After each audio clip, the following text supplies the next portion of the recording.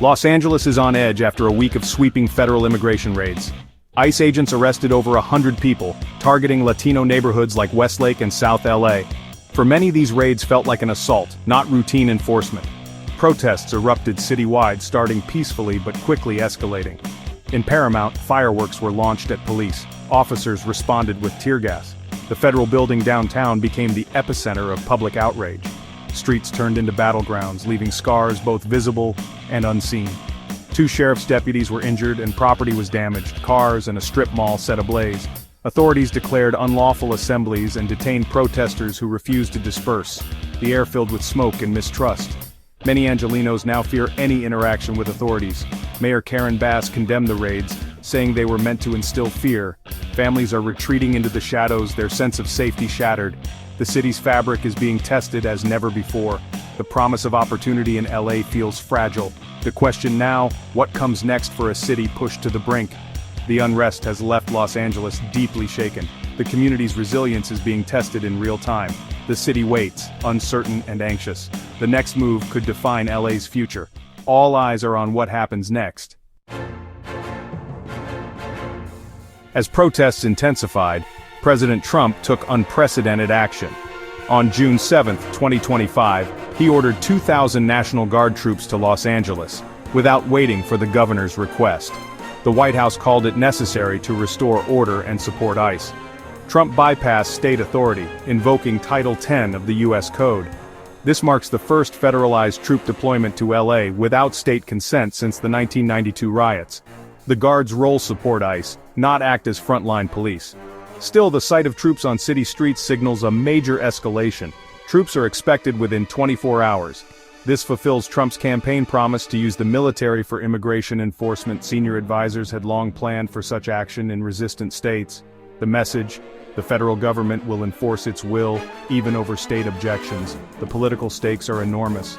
The deployment sets a new precedent for federal-state relations. The nation is watching closely. The president's order triggered immediate backlash from California leaders. Governor Newsom condemned the deployment as inflammatory and unnecessary, insisting local agencies had control.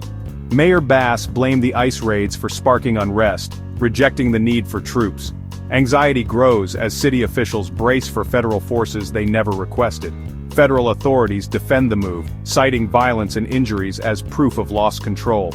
U.S. Attorney Bill Escalating warned protesters of federal prosecution.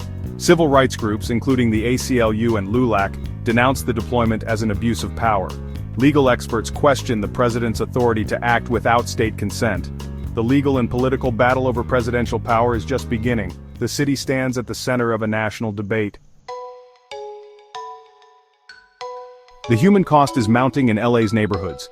Families are afraid to leave home. Daily life is paralyzed by fear of raids and troops. Community leaders report people avoiding public spaces, schools, and even hospitals. Yet, defiance persists. Protesters march for justice, refusing to be silenced. Their chants reflect anger and resilience, demanding to be heard. President Trump's social media posts praising the Guard and banning masks at protests have only fueled tensions. The administration blames the unrest on the radical left, deepening divisions. Defense Secretary Pete Hegseth warns that active-duty Marines could be deployed if violence escalates. The specter of military force on city streets is real and terrifying. For Angelenos, the threat of militarization is no longer abstract. The city teeters between fear and resistance. The next days will shape LA's fate. Los Angeles has become a national flashpoint. The president's move redraws the boundaries between state and federal power. The city's crisis is a microcosm of America's immigration debate and deep divisions. The outcome here will echo across the country, shaping policy and politics. The memory of 1992 lingers as troops return to LA's streets. The city stands at a crossroads. Its next steps will determine whether it repeats history or forges a new path. As the National Guard arrives, the nation holds its breath. The stakes for Los Angeles and America could not be higher.